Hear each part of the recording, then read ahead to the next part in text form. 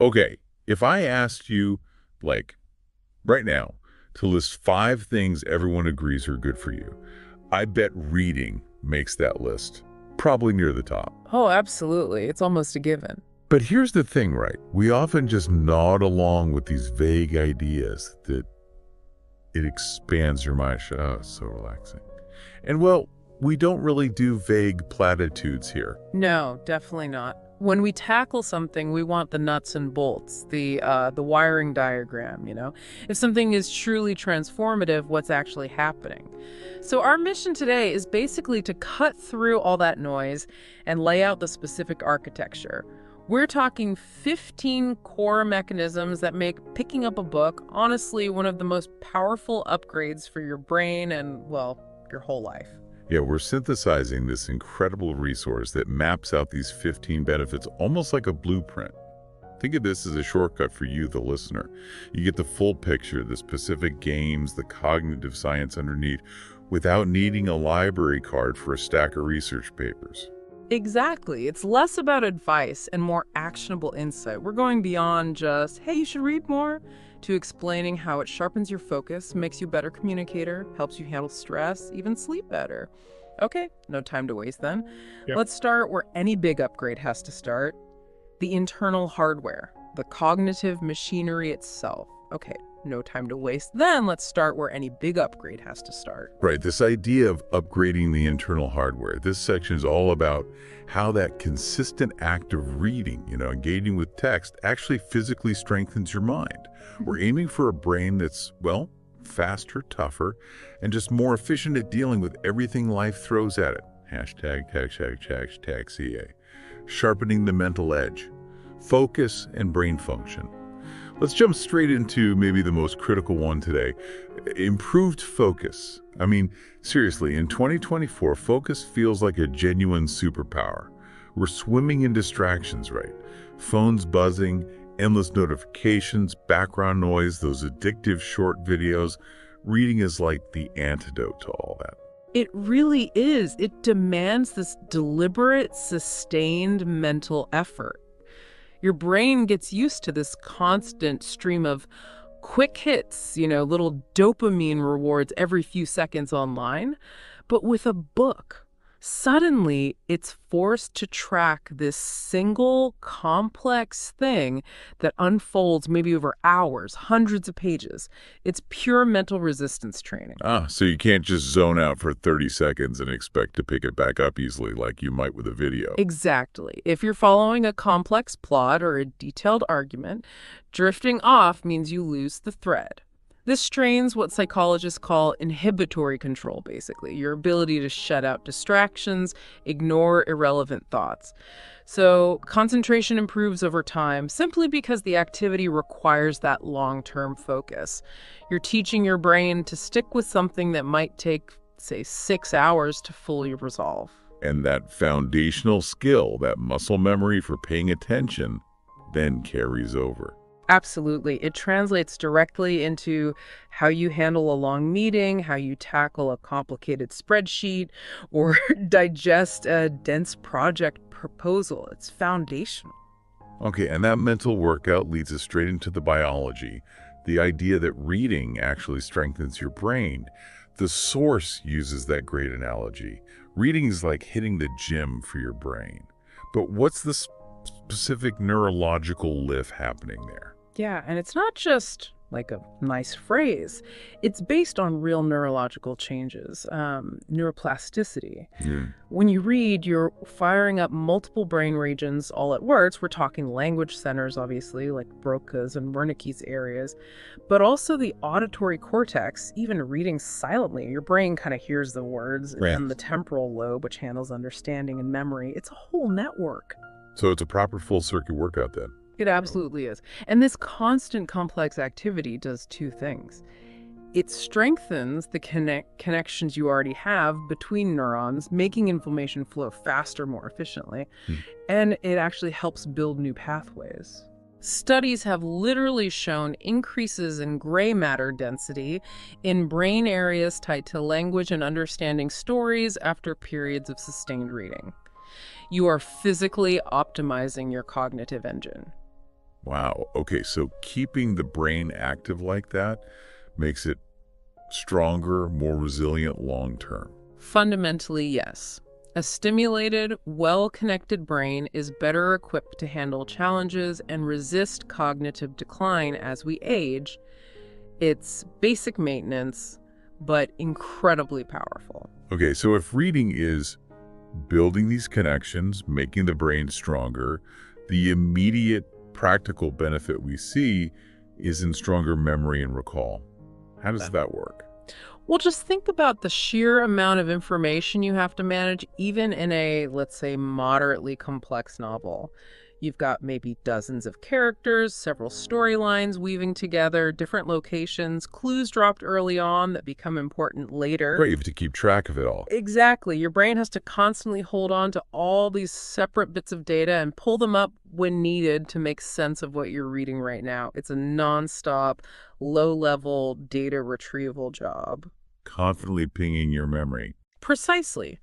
You're exercising both short-term working memory, what just happened on the last page, Yeah. and long-term storage. Who's this character again? What did they do in chapter 2?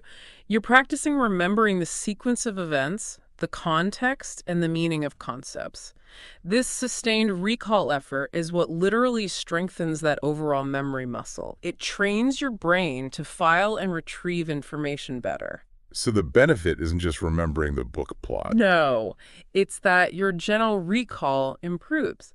Remembering names, faces, key facts from a meeting, all of that gets better because you've been constantly exercising those recall pathways while reading. Hashtag, tag, tag, tag, BE. Developing judgment and critical thinking. Okay, so we've got focus, brain strength, better memory as the foundation. Now we move up to a higher level skill. Judgment. This is where reading shifts from just taking stuff in to really engaging with it. It helps you think critically.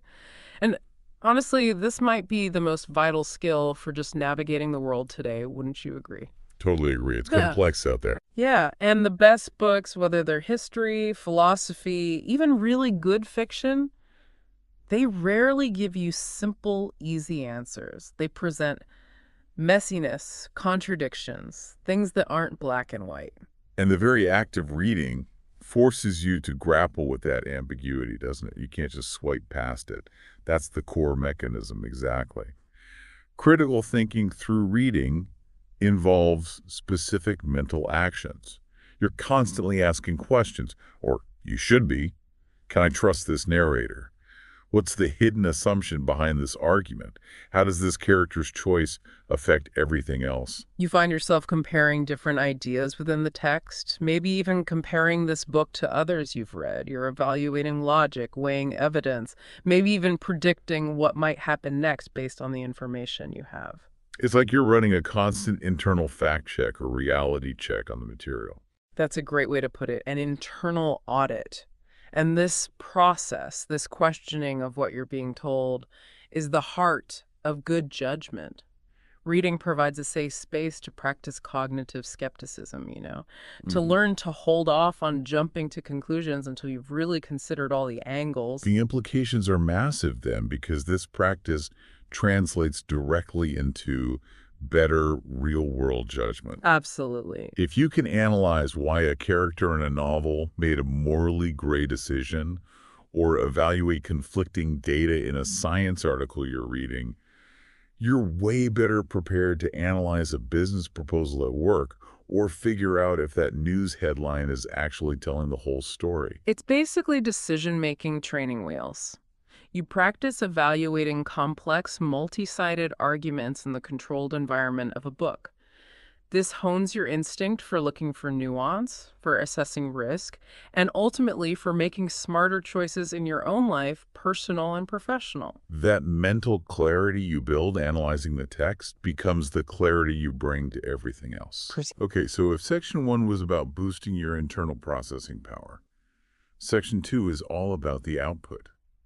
How does all that input from reading make you better at, well, communicating? Both receiving information and sending it out. This is the Communication Toolkit Upgrade. #, way, enhancing verbal and written expression. Let's kick off with a benefit that feels almost automatic, like a background upgrade running. Vocabulary expansion. The cool thing here is you learn new words daily, often without feeling like you're studying.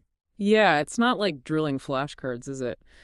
The mechanism is what linguists call implicit learning, basically learning through context. When you stumble upon a new, maybe slightly fancy word like ephemeral or parsimonious, the author usually doesn't stop to define it. Instead, they embed it in a sentence where the surrounding words strongly hint at its meaning.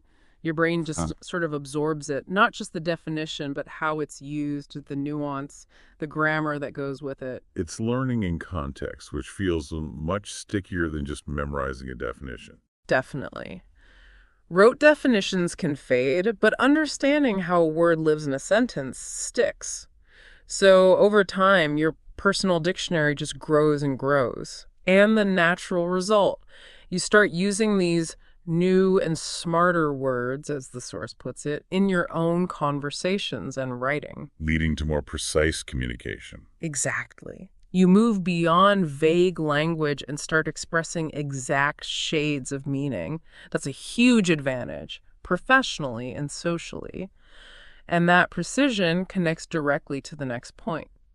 Reading improves your writing skills. People often think you need specific writing courses for this, but the source suggests just reading good writing helps enormously. How does that transfer work? It's basically pattern recognition for quality. Every time you read a sentence that flows well, a paragraph that's structured logically, your brain is subconsciously logging the blueprint of effective communication.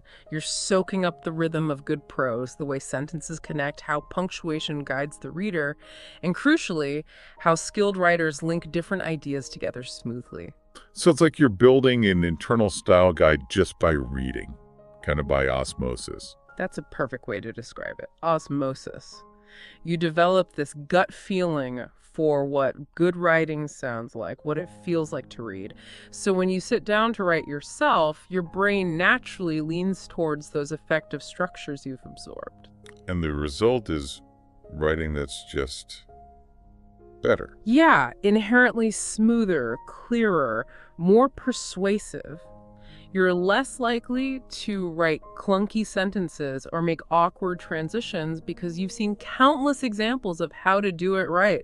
Hashtag tag, tag, tag, tag B, gaining comprehensive knowledge and improving intake.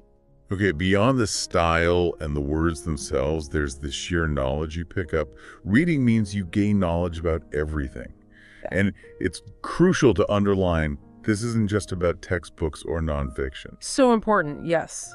Every single book is a vehicle for knowledge. You could be reading a historical novel and suddenly you're immersed in the politics of ancient Rome, learning things you never got in history class. Or maybe a crime thriller required the author to research, say, forensic science or cryptography, and they weave that information into the story for you. So reading becomes this amazing tool for becoming a generalist. You're constantly filling in gaps in what you know. Exactly. You're building context. And that context is incredibly valuable because knowledge isn't isolated. The more you read across different areas, science, history, art, biographies, the more connections you can make between those areas. It builds this mental lattice. And having that structure means when you encounter new information, you can process it faster because you likely have a relevant hook or frame to hang it on already.